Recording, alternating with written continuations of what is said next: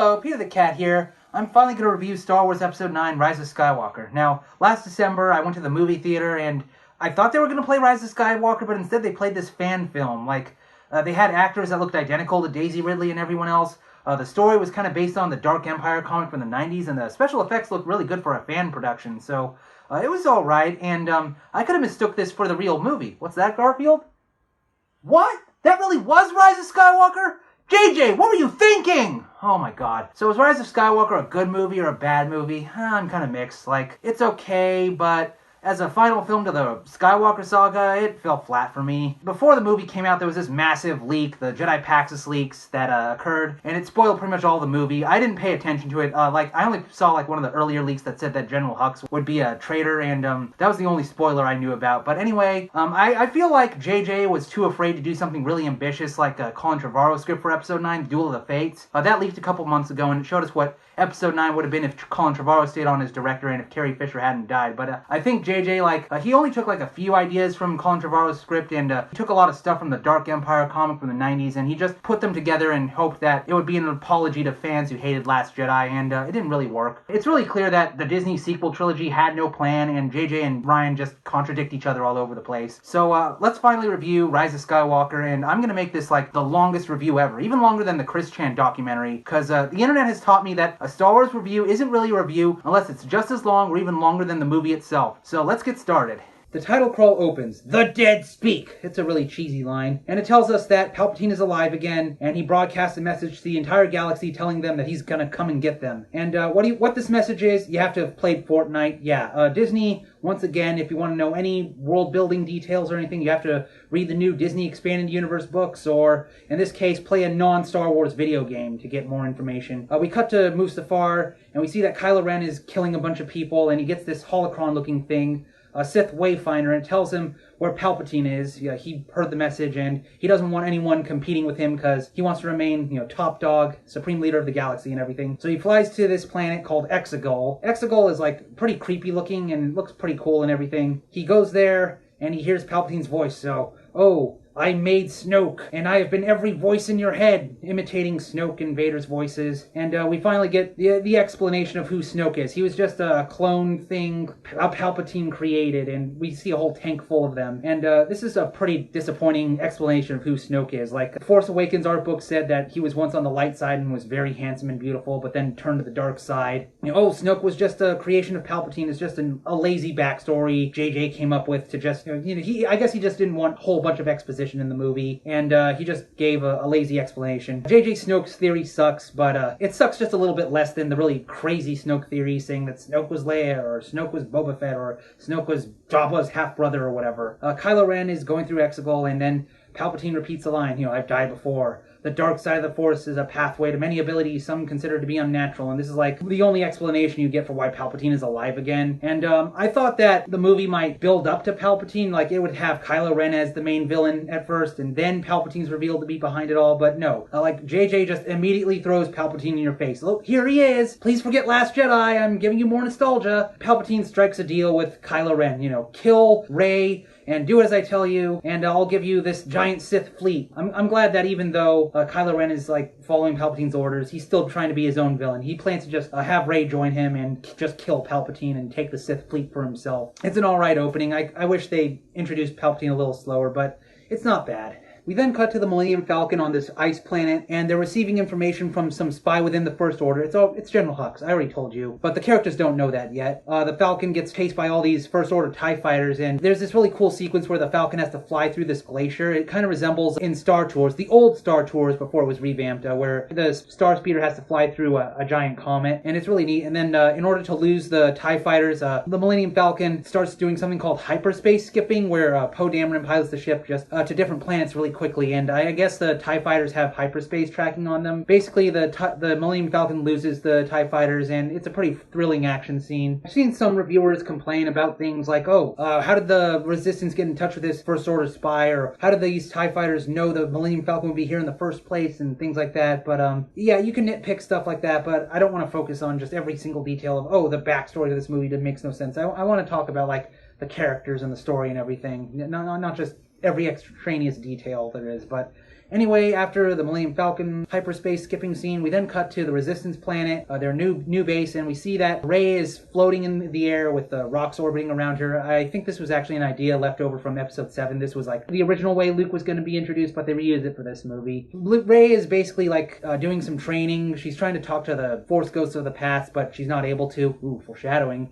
And then she like does this training regimen with her lightsaber, which has now suddenly been repaired in between movies after it was split apart in Last Jedi. I think it would have been neat if like Episode 9 opened with like Rey going on a journey to find a new lightsaber crystal and building a new lightsaber. Kind of like how in Colin Trevorrow's script where she has a double-bladed lightsaber. But JJ didn't go with that idea, and it's just with no explanation, the lightsaber is just fixed. Oh well, that's kind of boring. But anyway, Rey goes on this training regimen, and I think JJ did this to like try and appease people that were complaining, oh, Rey is too overpowered, she didn't train. And this is like JJ trying to just quickly, you know, oh, here's Snoke's origin, oh, here's Rey training, please stop complaining. Kylo Ren tries to like interfere with Rey. He uses Darth Vader's helmet to like try and turn Rey to the dark side, but Rey tries to resist, and we get this funny scene of a tree falling on BB-8. We see Leia, and basically what the filmmakers did was they took like deleted scenes from Episode 7, digitally like changed Leia's hair and clothes so it would look like Carrie Fisher actually shot new scenes. Unfortunately, it's really limited. Like, even though the CGI looks very realistic, Carrie Fisher doesn't really like interact with her surroundings or anything. She's usually still in a lot of scenes, so it still feels kind of unnatural. So, but I can't really blame JJ because he's just doing the best he could with what he had. Leia is now training Rey. Basically, Rey is like, oh, I don't know if I can do any of this, and Rey self-doubting herself. But then the Millennium Falcon arrives, and Poe Dameron delivers the message, oh, Palpatine is alive and he's gonna kill the entire galaxy in 16 hours. And then a Resistance pilot is like, it must have been, you know, dark science, cloning, secrets only the Sith knew. That's how Palpatine's alive again. And that's like the only explanation we get for, oh, how Palpatine is alive again. If you, again, you have to go into the expanded universe stuff, like the novelization that explains clearly Palpatine was cloned, his spirit left his body, went on the second Death Star, and then he went to Exegol or something like that. I don't know. Nobody knows where Exegol is.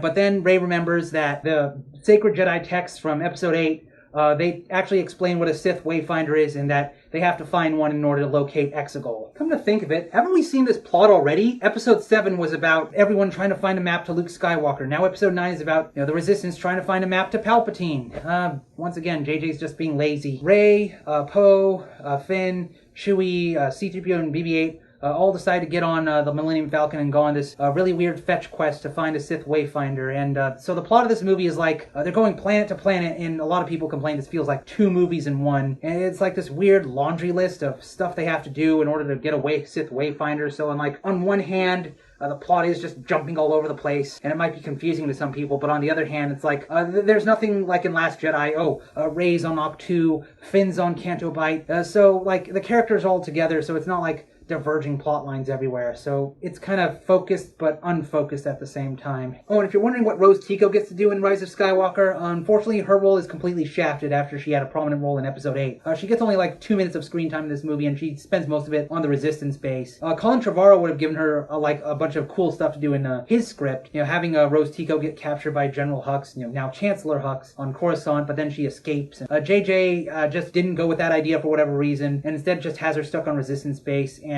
most of her scenes got cut out because she was going to be interacting with Leia, but Carrie Fisher's CGI didn't work out really well. So sorry about that. Just goes to show that JJ just ignores whatever cool ideas that Colin Trevorrow has. Meanwhile, Supreme Leader Kylo Ren is getting his helmet repaired by this alien monkey thing, and seeing things like Anakin's lightsaber getting repaired off screen, Rose Tico getting the boot, and Kylo Ren's helmet being fixed. It just feels like this is J.J. Abrams just slowly trying to undo everything Rian Johnson did in The Last Jedi, and undoing all the development Johnson did there. Kylo Ren with his now fixed mask, and he has the Knights of Ren with him. Yeah, they're finally trying to give them some more scenes after they got maybe 5 seconds of screen time in Force Awakens. Kylo Ren is talking to all his generals. Oh, there's a spy within the First Order, and they use this scene to introduce this new general, General Pride. It's really obvious that it's Hux, even though the characters don't know that yet. I mean, why can't Kylo Ren just use the Force to find out who the spy is? That's something I wonder. But anyway, is it really likely that the spy is going to be, this new General Pride guy that we know nothing about? Or is it going to be an established character that we already know in the previous movies? I don't know. It's just a really poor mystery. JJ and his mystery boxes. All these mysteries, no satisfying answers. So the first planet the heroes visit is a desert planet called Planet Pisana. Oh, geez, another desert planet. It would really suck if they had to go to Tatooine again. They say that, you have to be careful. There's First Order spies everywhere. So Rey and everyone else are trying to be careful. But then this ceremony starts. This alien girl, approaches Rey and gives her a necklace and asks her name. And Rey's like, oh, I'm Rey. I have no last name. Ooh, foreshadowing. Suddenly, Kylo Ren, senses Rey. They have another, Skype chat through the Force. Daisy Ridley and Adam Driver's acting in the scene is still pretty good.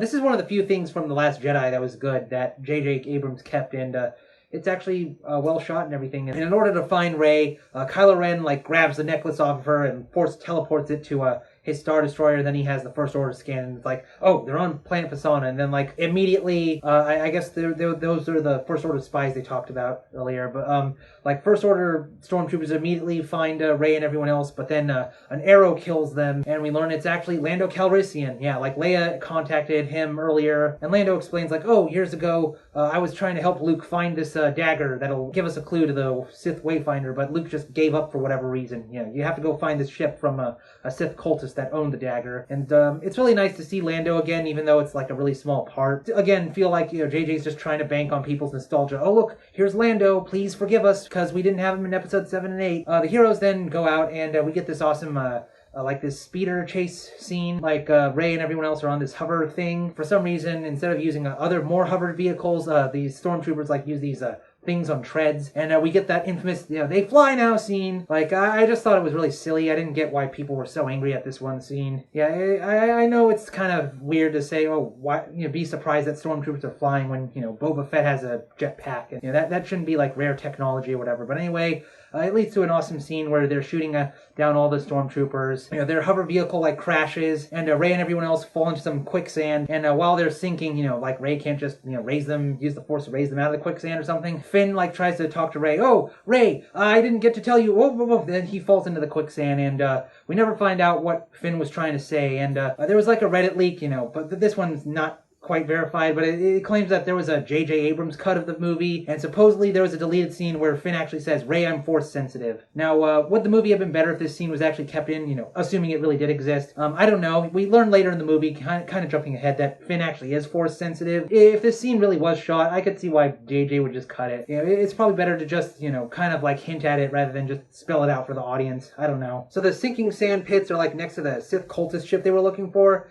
and inside the quicksand they fall under and land in these caves, and inside the caves is the corpse of the Sith cultist. I don't know how exactly he died, but anyway, his corpse has the dagger they're looking for, and it has Sith writing on it, but and no one except C-3PO can read it, and so C-3PO reads the knife, but he tells him, I can't actually translate it for you because the Senate passed a law years ago that made it illegal to read Sith runes. You might miss this explanation because, right when C-3PO is saying this, this serpent thing, starts attacking them and is, really angry and interrupts C-3PO, so that's an easy line of exposition to miss. Everyone gets scared, but Rey realizes that the creature is injured, and so she uses Force healing to heal its injury, and then the serpent slithers away and reveals a way out of the caves. A lot of people did wonder why wasn't Force healing, something in the prequels. Why didn't Obi-Wan heal Qui-Gon Jinn, or why didn't Anakin learn Force healing or anything to save Padme or his mother? And this is probably more poor writing on JJ's part. Maybe they could have had a line it's an ability that was forgotten about until Rey read about it in the Jedi texts or something. I don't know. But anyway, they get out of the caves, and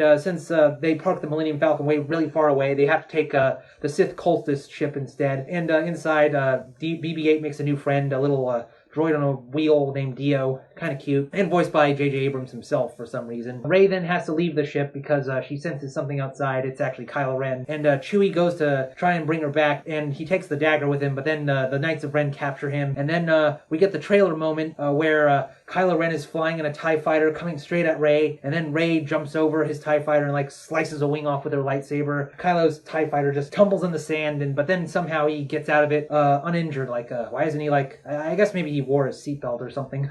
Finn then comes out and he's like, Rey, you gotta save Chewie. That's something a lot of people complain about. Finn shouts Rey way too many times. But anyway, Rey sees the ship going off, and she realizes that it looks like the same ship her parents flew away on back in Force Awakens, and so she uses the Force to stop the Knights of Ren ship to try and save Chewie, but then Kylo Ren comes out of his wrecked TIE fighter, and then he also uses the Force. It's a Force tug of war trying to pull the ship in two different directions, but then Rey starts to lose control, and then suddenly she shoots Force lightning at the ship, and then completely destroys it, and she thinks she's killed Chewie by accident. And then she just walks away and like, just total shock. Yeah, get it? Force lightning, total shock. For some reason, Kylo Ren, like, doesn't try to capture Rey or anything. He just sits there contemplating what he's seen. I don't know, just more poor writing. So Rey and the other heroes escape on the Sith ship, and then they go out into an asteroid field, rest for a while, and Rey is like really scared. Oh my god, I killed Chewie. You know, am I going to turn to the dark side? Yeah, it's a really emotional scene, but then like 2 minutes later, it's then revealed that Chewie's actually still alive. He's a prisoner in the First Order, and Kylo Ren has the Sith dagger, and it just feels like JJ has just jerked the audience's emotions around. I guess he heard the complaints about people who didn't like Han and Luke being killed in the previous movie, so he's like, okay, I'm going to pretend to kill another legacy character, but it's just going to be a fake out. Rey, Finn, and Poe are discussing, like, what are they going to do? You know, we can't find Exegol without the dagger, but then C-3PO mentions, oh, but it's still in my memory, and then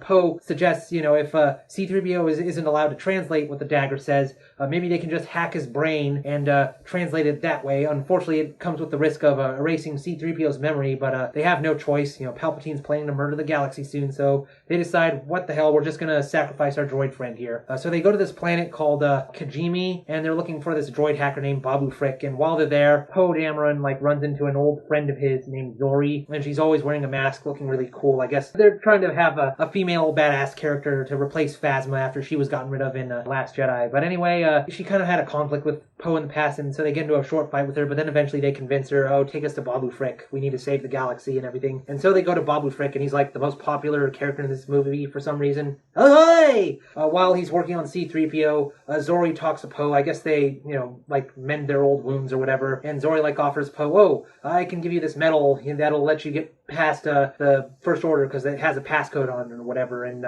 Poe's like, no thanks, but then he takes it anyway later. Zori, like, they talk about the Battle of Crate and how no one arrived to help them, and Zori gives a line like, oh, it's because everyone's afraid and stuff like that. And I will say, this one exchange between Poe and Zori, like, it's actually much better than Rose Tico saying, oh, we don't win by destroying what we hate, but by saving what we love. This scene between Poe and Zori is actually pretty good and way better than that scene from Last Jedi. So then we go back to C-3PO. He has his head open, and Babu Frick is hacking his stuff, and we get the trailer scene of C-3PO saying, you know, I'm going to take one last look at my friends, and it's pretty emotional. But then C-3PO mentions, oh, it's possible maybe R2 could restore his memory, but he says, oh, you know, they're R2 units, they're unreliable. But then just as he's about to suggest a different solution, he gets shut off, and then when he starts translating the Sith text, like, for some reason his eyes turn red, and he has this deep, scary voice, oh, this Emperor's Wayfinder is on Kefbir in the Endor system, or whatever. JJ wanted it to seem ominous, but it just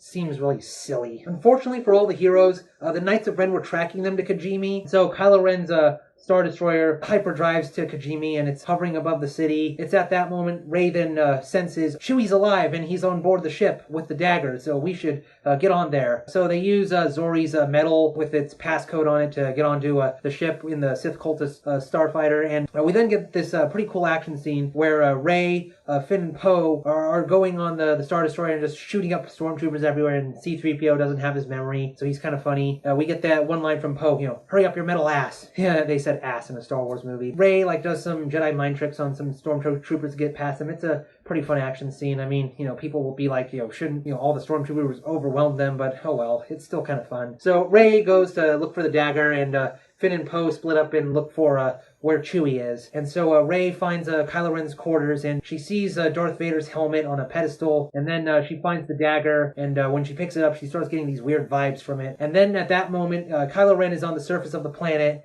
and he senses that Rey is nearby, and then we get, like, one of the most interesting lightsaber fight scenes where even though Rey is on the Star Destroyer and Kylo Ren is on the surface of the planet, like, they're able to teleport in order to fight each other, like, when Kylo Ren, like, if he slashes some food that's on sale on the surface of the planet, it teleports into his quarters. Rey is like, she slashes at the pedestal Darth Vader's helmet is on, and then it teleports to the surface of the planet, and that tells Kylo Ren, "Oh, you're in my quarters, I better go get you." It's a really awesome and weird fight scene. Finn and Poe, they're looking for Chewie, and they find him, but then a bunch of stormtroopers capture them, and they're about to be executed, but then General Hux comes in, and he's like, "I'm gonna kill them myself," and he takes a gun, and then he blows away all the stormtroopers around them, and he then announces, "I'm the spy!" Like, we already figured that out. General Hux isn't doing this out of the goodness of his heart. He just says he's doing this because he hates Kylo Ren. He doesn't care if the Resistance wins. He just wants Kylo Ren to lose. He'll even let the First Order die. I don't know. That's kind of strange. So General Hux leads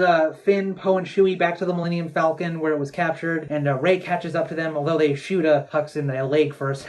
They're about to get away, but then Kylo Ren gets back. He sees Rey, and he's like, "Oh, Rey, we're a dyad in the Force. We must work together to destroy Palpatine. You know, I know who your parents really are. Palpatine told me." And it's basically, again, Kylo just trying to manipulate Rey to the dark side. And then he makes the big reveal. "Yeah, your parents, they weren't really nobodies. I didn't lie to you. They only pretended to be nobodies so they could hide from the Emperor. Rey, you are actually Rey Solana." Oh, I'm sorry. I got confused. I was thinking of Colin Trevorrow's Episode 9 script, where he tries to stay consistent with the themes of The Last Jedi and keep Rey a nobody, because it's saying, you know, even if you're descended from nobody, you can still be great. No, what Kylo actually says in Rise of Skywalker is, "Rey, you are a Palpatine." Like, what the hell? Did JJ think that the way to appease all the fanboys that were angry that Rey was a descendant from a nobody, like, did he think, like, he'd have to confirm crazy fan theories on the internet and then everybody would be happy? Like, this is just so dumb. And if anyone of you is, like, grossed out at thinking that Palpatine boinked someone, well, again, the Disney expanded universe, you know, comes to your rescue. You know, Palpatine didn't actually have a wife. What actually happened was that there were a bunch of non-Force sensitive clones of Palpatine, and, like, the Sith Eternal cult tried to, like, make a spare body for Palpatine, but there were some failures. And then this one non-Force sensitive clone, like, escaped from the planet. I guess I'll call him Sheev Jr. Yeah, they never actually say Palpatine's first name Sheev in this movie, strangely. And, like, Sheev Jr. went and had a wife, and then they had Rey, and then Palpatine tried to look for them, and he had the Sith alien cultist dude kill Rey's parents with that dagger. Like, well, why would they put the directions to a Sith Wayfinder on a dagger anyway? But anyway, this is just such a bizarre plot twist that just comes out of nowhere, and it's really clear that this probably was not planned out at all. I mean, like, I know that, you know, contrary to what George Lucas claims, you know, he probably didn't plan out Darth Vader being Luke's father, but still, it's like, why did JJ think he has to repeat the "I am your father" reveal, or "I am your grandfather" in this case? It's just so dumb and makes no sense and so weird. Rey, Finn, Poe, C-3PO, now, you know, memory wiped, and BB-8 all escape on the Millennium Falcon, and it's like at this point Hux is then interrogated, you know, "Why did you let them get away," or whatever, and Hux tries to pretend, "No, they shot me on the leg." It was a big struggle, but they see through Hux's lies and they shoot him. He's basically at this point replaced by General Pride. So I guess after Hux was made a joke in Last Jedi, JJ just decided to get rid of him and replace him with Pride. So the Millennium Falcon flies to Kef Bir, the ocean moon of Endor, and we see the wreckage of the second Death Star. Now, why this wreckage, like, didn't crash on the Forest Moon, I don't know. And it's here that Finn meets some other stormtrooper deserters from the First Order. One of them is named Janna, and they become friends. The acting between Finn and Janna is pretty nice, and they talk about, you know, how they leave the First Order, and she says, "It was the Force that made us leave," and it kind of implies that Finn is Force sensitive. And while this is a nice scene, it is still kind of watered down compared to what Colin Trevorrow would have done in his script, where he would have had Finn leading a stormtrooper uprising. I've seen a couple reviewers complain that Finn shouldn't be killing stormtroopers, like he should have more compassion for them because he knows firsthand that they're all just a bunch of brainwashed people. And Colin Trevorrow's script would have solved this problem by having Finn, like, be the leader of a stormtrooper uprising, convincing them to get out of the First Order. But for whatever reason, JJ didn't go with that really cool idea, and he just gave us a watered down version of it instead. Rey goes to look for the Emperor's Wayfinder, and how she does it is, like, really goofy. Like, she holds up the Sith dagger to the wreckage of the Death Star, and, like, the shape of the dagger exactly matches where the Emperor's Wayfinder is, so that's kind of really just dumb. But what do you expect from the guy that co-wrote Batman v Superman? But anyway, Rey gets this water skiff, and she sails to the Death Star wreckage, and Rey is climbing the wreckage, and it kind of calls back to her being a scavenger on Jakku. And then she finds, I guess, what maybe the Emperor's closet or something, and she goes in, and we get another trailer moment where Rey faces off against her dark side self or something. A lot of people speculated, oh, what could this mean? But then it turns out Dark Rey is only in the movie for like 10 seconds. seconds, and then she's gone. Oh well. But anyway,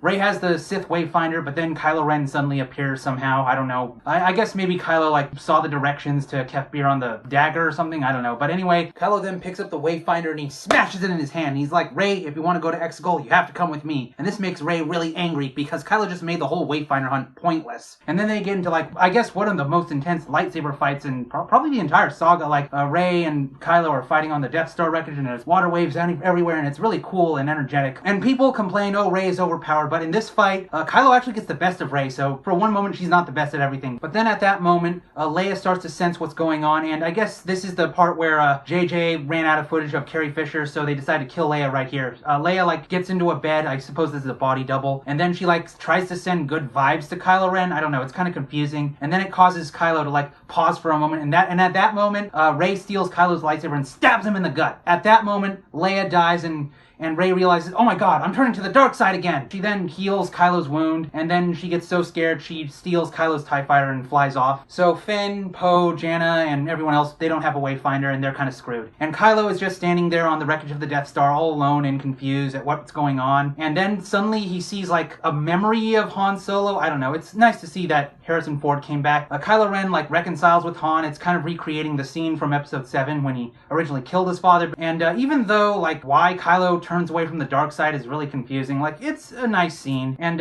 he then throws his lightsaber away, and Kylo Ren is Ben Solo again. If anyone's wondering, is Han Solo a Force ghost or something, don't bother asking Harrison Ford. He said, I don't know what a Force ghost is. I guess I should address, like, how do I think Episode 9 handled Leia's death. I know that a lot of Star Wars fans were upset with the Mary Poppins scene with Leia in Episode 8, and how Han and Luke were killed off when Leia was kept alive, even though Carrie Fisher had died. And Rian Johnson has said that he kept Leia alive at the end of Episode 8 because he just felt it would be too sad to kill off Leia in that movie, and he didn't want to, like, leave out Carrie Fisher's final performance as Leia. So I can understand where Rian Johnson is coming from, keeping Leia alive in that movie, and trying to integrate scenes of Carrie Fisher into Episode 9. I think JJ was basically, he was just doing the best with what he had. Like, even though the CGI isn't entirely convincing, like, I'm glad that he did try to give Leia, like, a heroic death scene just to kind of give Carrie Fisher a send-off in some way, and that's basically what redeems Kylo Ren, even though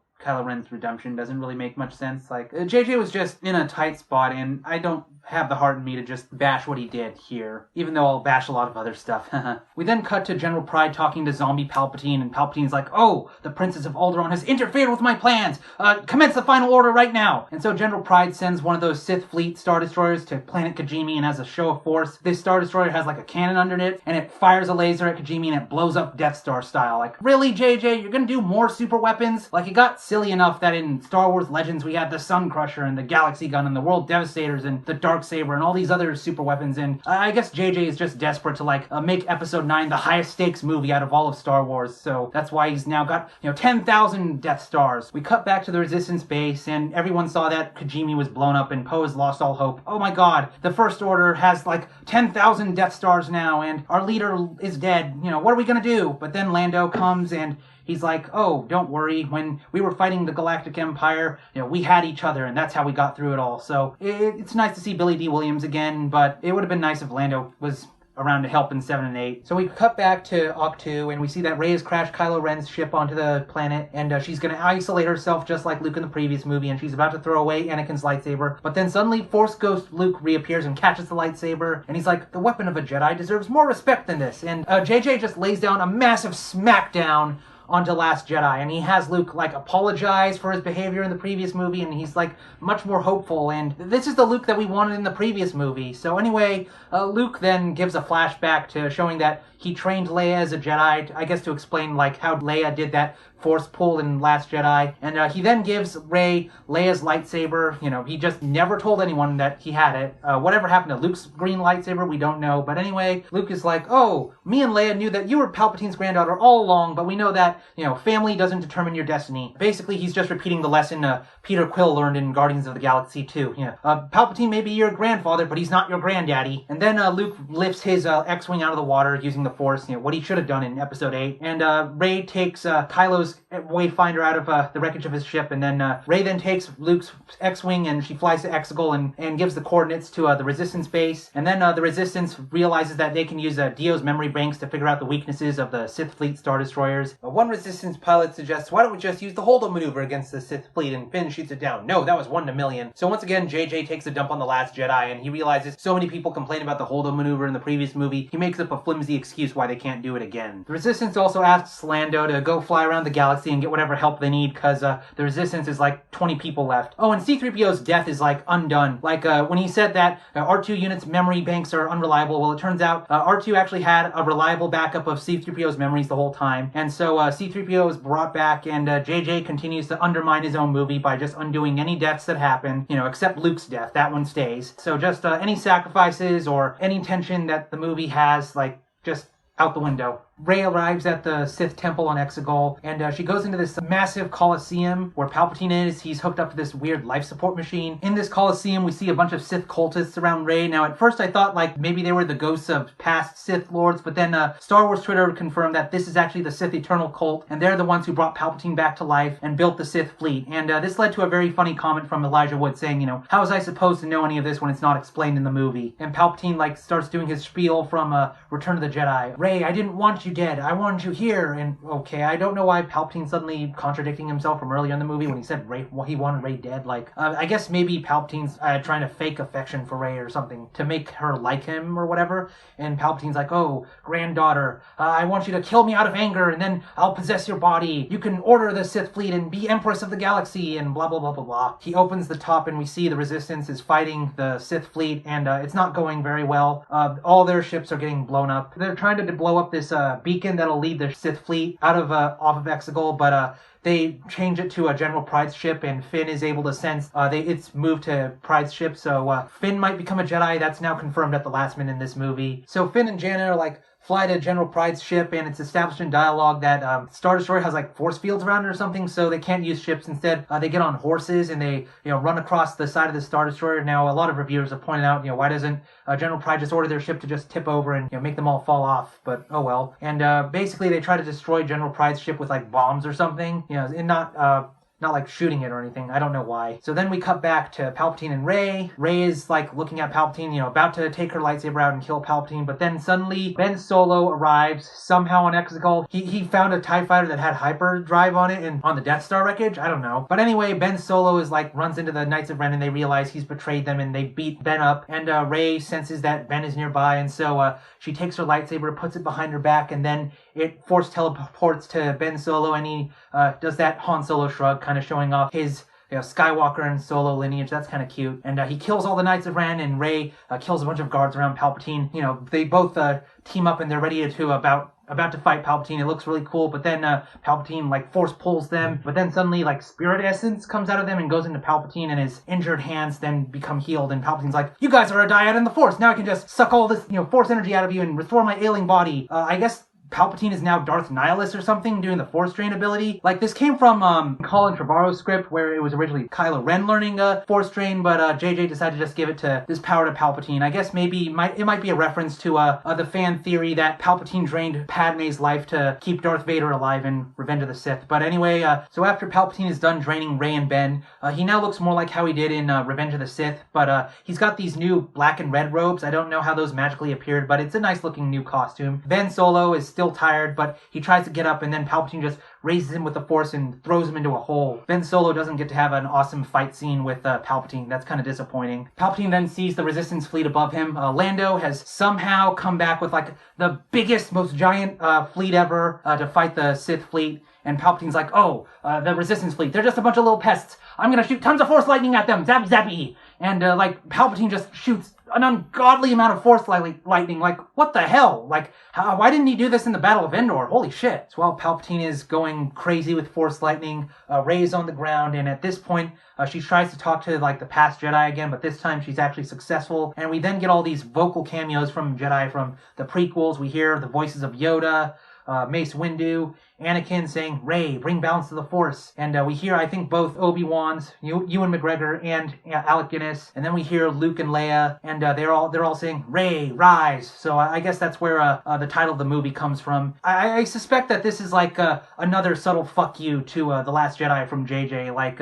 in Last Jedi, Luke complains, the Jedi were useless. They didn't stop Palpatine, but now he's going to have the Jedi act like the Christian communion of saints and give Rey all this power to destroy Palpatine. So Rey gets up, and Palpatine sees, and he stops shooting lightning at the Resistance fleet and shoots a bunch of Force lightning at Rey, and he's like, I am all the Sith! But Rey then gets Anakin and Leia's lightsabers and makes an X, if you've seen the How It Should Have Ended video, and Rey is like, and I am all the Jedi, and then she absorbs all the lightning and shoots it back at Palpatine. He melts kind of like that Nazi in Raiders of the Lost Ark, and then Palpatine just explodes, and then all this debris around the Colosseum crashes onto the Sith Eternal, so they're all dead too. And is there any guarantee that Palpatine will actually stay dead this time? I don't know. So the Resistance fleet recovers from Palpatine's lightning, and Finn and Janna successfully plant their bombs, blow up General Pryde's ship, and we see General Pryde die. And then we see that Rey is tired and she faints again, and Ben then crawls out of the hole he fell in. Kind of too bad we didn't get to see Ben fight Palpatine, but anyway, he sees that Rey is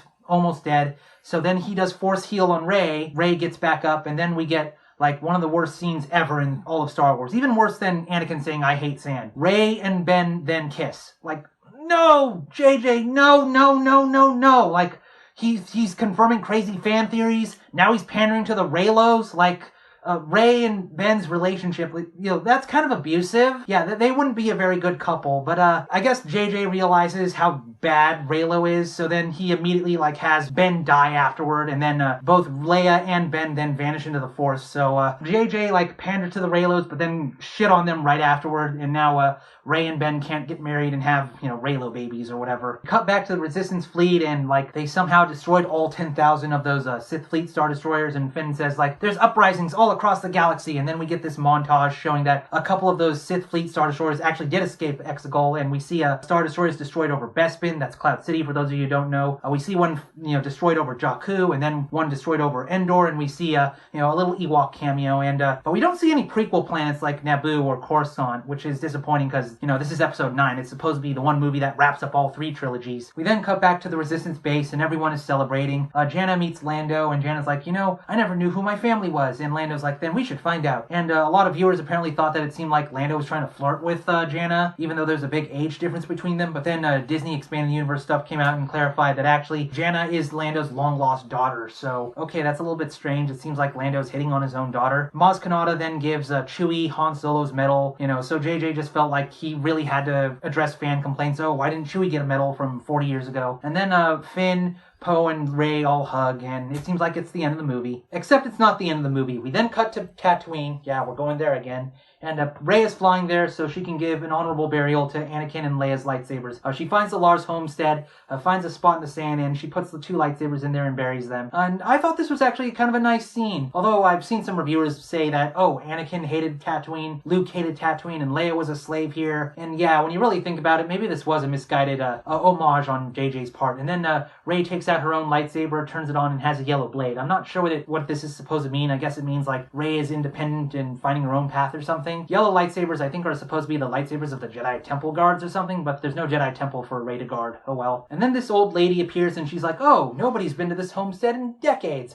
Who are you? And Rey says, I'm Rey. This is mirroring the scene from Pasana, and the old lady asks, Rey who? Rey then looks off into the distance and she sees the Force ghosts of Luke and Leia watching her, and then Rey turns back to the lady and she's like, I'm Rey Skywalker. And then the movie ends. I guess JJ decided to kill 2 stones with 1 bird and basically confirm as many fan theories as he can by making Rey both a Palpatine and a Skywalker. It's just, I don't know, just silly and dumb. I'd like to address some complaints a few reviewers have made saying that, if Palpatine's granddaughter adopts the Skywalker name, then that means Palpatine ultimately won, and this is the Palpatine saga, not the Skywalker saga. I wouldn't really agree with that, because I feel like Rey is rejecting the legacy of her grandfather. The movie makes clear that, just because you're descended from someone evil, that doesn't mean you're destined to be evil yourself. So I would not call this the Palpatine saga in the sense that Palpatine won. I would call Star Wars the Palpatine saga in the sense that Palpatine is the ultimate villain of the 9 all 9 movies, not that Palpatine ultimately won or something. Speaking of Palpatine, was it really worth bringing him back in episode 9? Like, I know JJ's reasoning was that he wanted there to be a through line through all 9 parts of the Skywalker saga. Palpatine's behind it all. He's the ultimate villain, but I have mixed feelings on this. Like, on one hand, I'm perfectly fine with Palpatine's entertainment value. Like, Ian McDiarmid is fun as usual. I like how hammy he is, and I like his interactions with Rey and Kylo Ren, so on an entertainment spectacle level, I have no problems with Palpatine in this movie. My issue is more with how he's implemented into the story. Like, I know a lot of people complain, it doesn't invalidate the Chosen One prophecy if Palpatine just comes back to life and,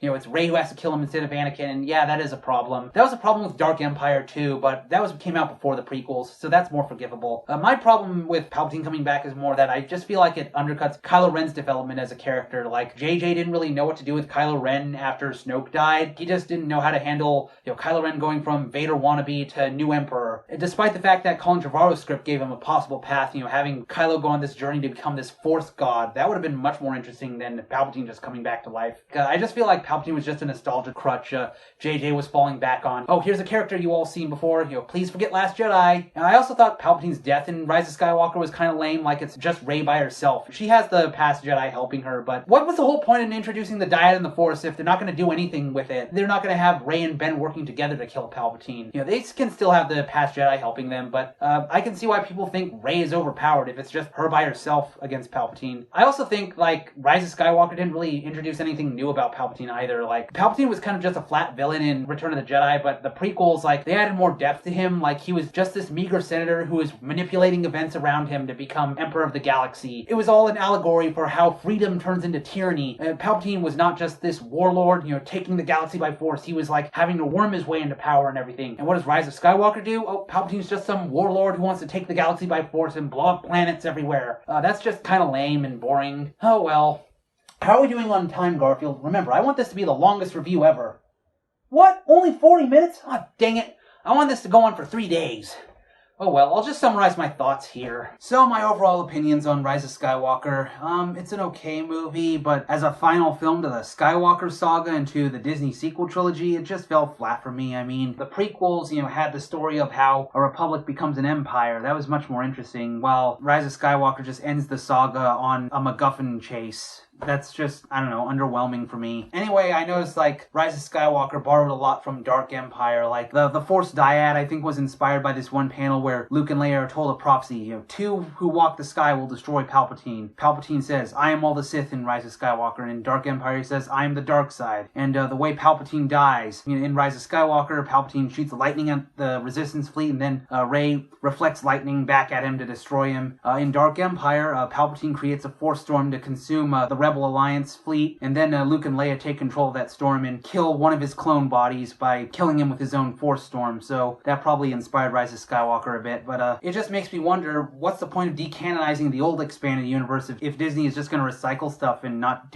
tell new stories? Colin Trevorrow's Duel of the Fates script would have been more interesting. We would have had stuff like Force Ghost Luke haunting Kylo Ren and grabbing the blade of his lightsaber. We would have seen General Hux controlling Coruscant, and he'd be decapitating any dissenters with a lightsaber guillotine. I feel like JJ was too afraid to do something ambitious like Colin Trevorrow's script, so instead he made Rise of Skywalker an apology for The Last Jedi, hoping that bringing back Palpatine and doing Dark Empire all over again would make people like it better because he's being nostalgic instead of doing something new. I have to say though, even if Duel of Fates was made instead of Rise of Skywalker, we would have still had the problem that the Disney sequel trilogy had no plan and no coherent vision. We just have 3 really different movies from one another. I know I ragged on George Lucas a lot over the prequels, but I have to say one good thing he did was he kept a consistent vision between episodes 1 through 6. Like, you could watch 1 through 3 and then 4 through 6 and get complete character arcs for Anakin and for Luke Skywalker. Seeing how Anakin goes from being a Jedi to becoming so possessive of his wife and his mother that it causes him to fall to the dark side. In episode 4 through 6, it's the adventures of Luke Skywalker, and then Anakin's love for his son is what redeems him from the dark side. So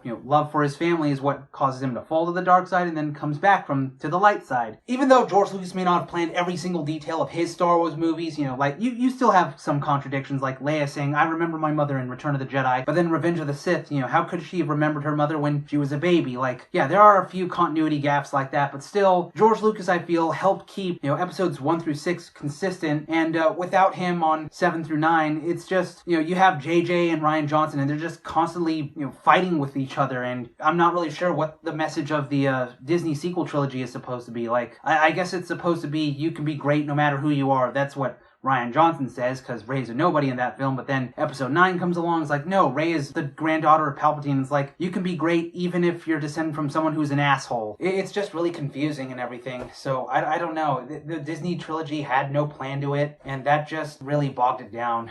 I know I ragged on George Lucas very hard when talking about the prequels, but I didn't think I would say this, but I miss George.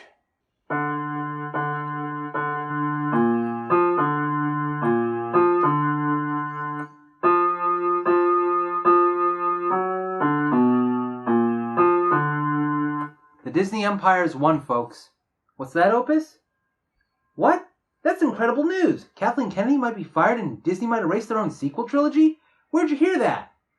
An inside source told you. Who's your source? Opus, come on. Don't tell me, it's just a rumor. Like, people might believe it anyway.